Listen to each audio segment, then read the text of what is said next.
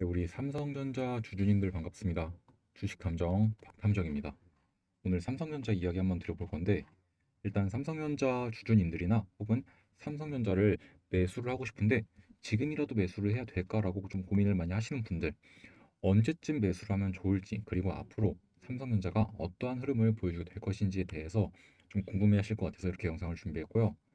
오늘 영상에서 일단 삼성전자가 앞으로 어떤 흐름을 보여주게 될 것인지 당연히 말씀을 드려야 될 것 같고, 그리고 삼성전자가 지금 어떤 뉴스거리들이 있는지 당연히 이제 이슈들도 한번 체크해 봐야겠죠. 물론 이제 이슈 같은 경우는 여러분들이 검색을 해보셔도 충분히 이제 확인이 가능한 내용들이긴 한데, 그래도 제가 이걸 좀 말씀을 드릴까 많이 고민을 했었거든요. 근데 드리는 게 맞는 것 같아요. 여러분들이 제 영상 딱 하나만 보시더라도 현재 삼성전자에 어떠한 이슈들이 있는지 한 번에 싹 다 정리가 되고, 그리고 앞으로 삼성전자가 올라갈지 떨어질지 이런 것들이 한 번 좀 정리가 될 수 있도록 도움을 드리는 게 조금 더 도움이 될 것 같아서 오늘 영상에서 이슈도 정리해보고, 그리고 앞으로 흐름, 예상되는 흐름들, 그리고 만약에 매수를 한다면은 언제 매수하면 좋을지 이러한 포인트들 전부 다 말씀을 드려볼 거니까 오늘 영상도 집중해 주시기 바라고요. 영상 끝까지 시청하셔서 여러분들의 매매에 조금 큰 도움이 되면 좋을 것 같습니다. 그리고 저희 채널 처음 오시는 분들이 굉장히 좀 많으실 텐데, 좋아요 버튼 잊지 말고 한 번씩 눌러주시고, 그리고 구독 버튼도 한 번씩 꼭 눌러주시면서 영상 시작해 보도록 하겠습니다. 일단 삼성전자에 대한 이슈부터 한번 정리를 해볼 건데, 여러분들도 이제 네이버에다가 이렇게 삼성전자라고 검색을 해보시면은 굉장히 많은 뉴스거리들이 나옵니다. 특히 이제 삼성전자 같은 경우는 이 마케팅 부서에서 이런 뉴스거리들, 이런 것들을 좀 많이 관리를 한 편이라서 뭐 주가가 떨어진다 이럴 때 굉장히 좀 많은 이야기거리들이 나오는 기업 중 하나예요. 그래서 보시면은 일단 굉장히 좀 좋은 내용들이 많습니다. 뭐 특허 보상 최대 2배, 혁신 기술 개발을 장려한다. 그리고 3,500억 규모의 고창 스마트 허브 단지에 이제 첫 사업을 시작했다. 이제 본격적인 공사에 시작했다. 이런 내용들도 있는데, 일단 요건 좀 중요한 포인트예요. 3,500억 규모의 고창 스마트 허브 단지, 여기 이제 공사 시작했다. 이거 굉장히 좀 중요한 포인트고, 그리고 이제 갤럭시 S26, 요게 내년 2월에 출시가 확정이 되었다. 이것도 굉장히 좀 중요한 이슈 중 한 개죠. 왜냐면은 갤럭시 시리즈는 어떻게 보면 삼성전자의 매출에서 좀 큰 부분을 차지하고 있는 쪽이기 때문에 굉장히 좀 중요한 포인트입니다.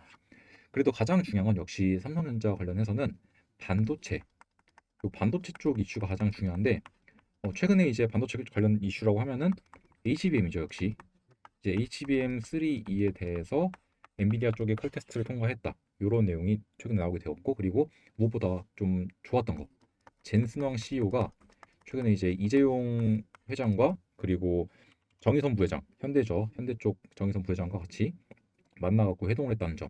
이러한 것들이 결국 이제 이 반도체 섹터뿐만 아니라 삼성전자라는 종목이 좀 앞으로도 크게 성장할 수 있는 그런 기반을 좀 마련했다라고 보시면 좋을 것 같습니다. 그래서 좀 정리해서 말씀드리자면 삼성전자 당분간 상승 흐름 충분히 나와줄 수 있다라고 보시면 될 것 같아요. 그래서 만약에 여러분들이 나 지금 삼성전자 좀 매수할까 고민이 된다. 그런 분들 괜찮을 것 같습니다. 저는. 그래서 최근에도 이렇게 11전자를 넘어서는 모습까지 보여주었었는데, 요거 넘자마자 조금 차익 매물 나오면서 긴 장대 음봉을 만들어냈었죠. 그리고 나서 이때는 개파락하는 모습까지 보여주었고, 그렇게 해서 이제 지금 하루 이틀 사흘 날 4일 연속 음봉 만들어내면서 하락하면서 이 97,000원까지 깨는 모습을 보여주었었는데, 그 다음에 어떻게 됐죠? 결국 말아 올렸고 다시 한번 반등 흐름까지 만들어내면서 10만 전자 위쪽으로 다시 한번 안착을 했죠. 그리고 광고가 나왔네요. 이거 꺼버리고, 아무튼 이렇게 10만 전자 위쪽에 안착을 했다는 것 자체도 굉장히 긍정적인 모습이고, 그리고 차라리 저는 이렇게 조정이 났을 때 있죠.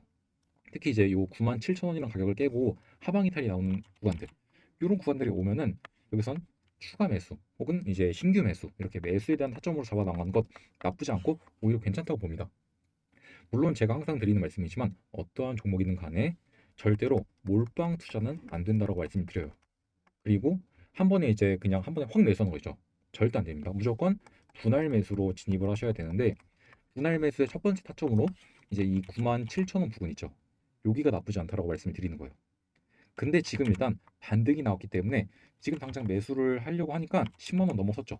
그래서 저는 지금 매수를 조금 하기보다는 만약에 여기서 더 올라가면은 10만 5천 원을 돌파할 때 요때는 매수해야 되거든요. 근데 만약에 여기서 10만 5천 원 돌파 안 한다. 그러면은 여기서 이제 조정 나오거나 이렇게 왔다 갔다 하겠죠. 그럴 경우에는 이 9만 7천 원이라는 자리, 매력적인 1차 매수 타점이다 라고 말씀을 드리는 겁니다. 그러면 이제 여러분들이 궁금해 하시는 게, 그러면 삼성전자를 매수를 한 다음에 언제 매도를 해야 될까? 이걸 좀 많이들 여쭤보시는데 사실상 매도는 언제 해야 될지는 그 누구도 알 수 없어요.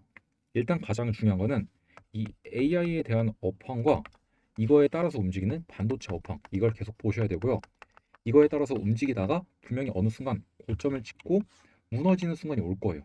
그러면 여기 무너지는 순간에서 어깨 부근 여기서 일단 1차 매도 그리고 나서 특정 구간에서 이제 업황 자체가 무너지지 않았는데 최근에 나왔던 이런 하락처럼 뭐 AI에 대한 거품론 그리고 혹은 미국 시장에서 AI 기업들이나 이런 빅테크 기업들이 좀 무너지게 되면서 그러니까 제가 무너졌다고 표현한 거는 이제 주가가 좀 밀렸다. 이걸 말씀을 드리는 거예요. 업황이 무너졌다가 아니라 아무튼 이런 것들이 좀 일어나서 가격이 밀렸다. 그럼 당연히 같이 빠지겠죠. 그랬을 때 받아낼 수 있는 자리다. 그럼 받아내고 다시 한번 올라왔을 때 한 번 더 입절하고 이런 식으로 매매 전략을 잡아나가는 것이 좀 괜찮다라고 말씀드릴게요. 그리고 이제 이 AI에 대한 업황이 무너지기 전까지 그리고 반도체에 대한 업황이 무너지기 전까지는 계속 삼성전자를 들고 가는 것이 좋은 판단이 될 것 같다라고 말씀드리고 싶어요, 저는.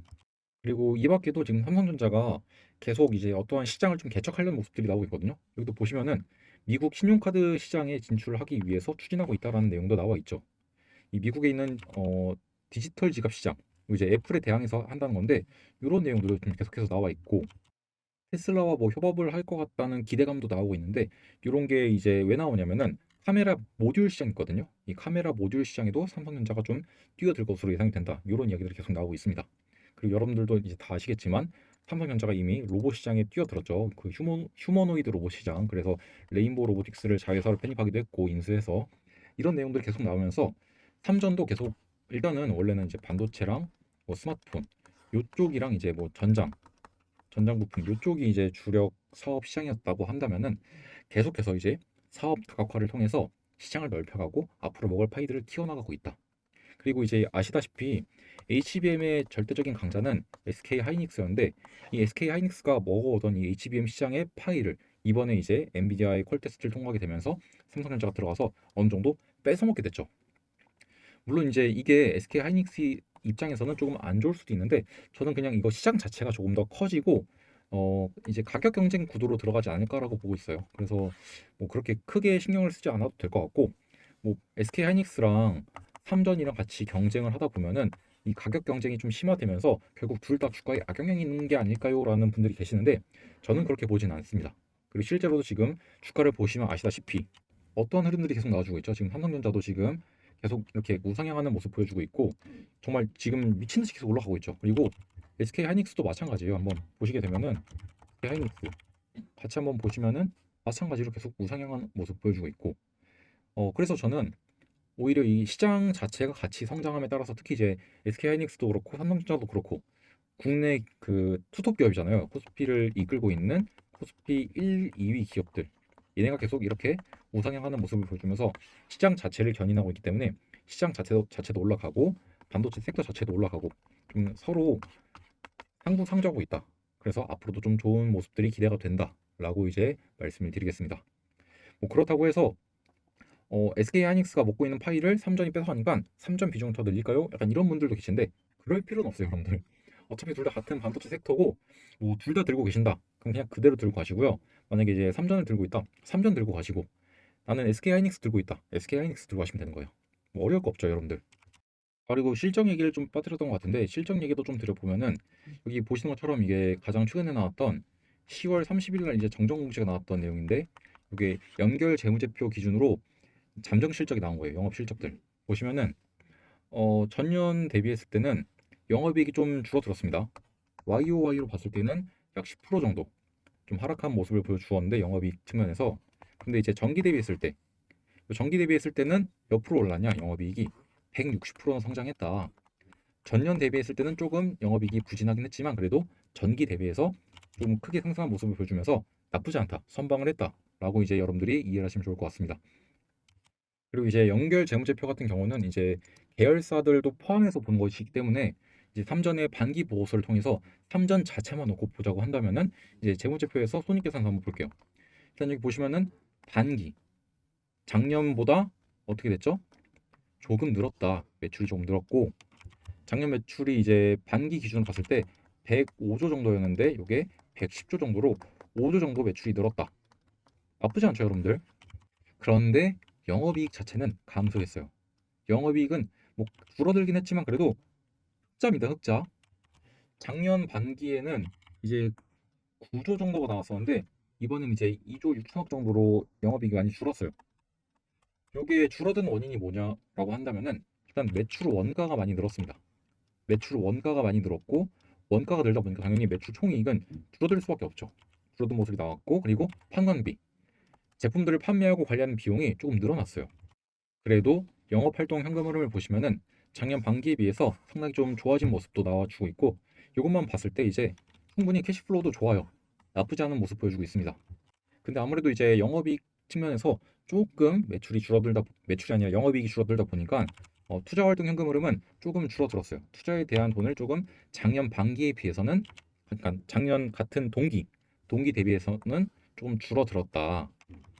그럼에도 불구하고 계속해서 이제 연간 9.8조 원, 거의 10조 원이죠. 10조 원 정도를 계속 정규 배당에 사용하면서 유지를 했어요. 그러면서도 이제 현금 흐름에, 그러니까 남은 현금 흐름이죠. 잉여 현금 흐름, 요거의 50%를 활용해서 하는 건데 나머지 어디 없었냐? 결국 M&A 추진 그리고 현금 규모를 조금 갖고 있고 이렇게 좀 탄력적으로 운영하면서도 주주에 대한 환원 정책은 계속 유지를 하고 있다. 그리고 사실 삼성전자에 대한 이런 실적 얘기를 하는 게 좀 우스운 게 너무나도 좀 탄탄한 기업이기도 하고 그리고 이번에 퀄테스트 통과가 정말로 큰 주가에 대한 상승 모멘텀으로 작용하고 있어서 사실상 크게 걱정거리는 없다.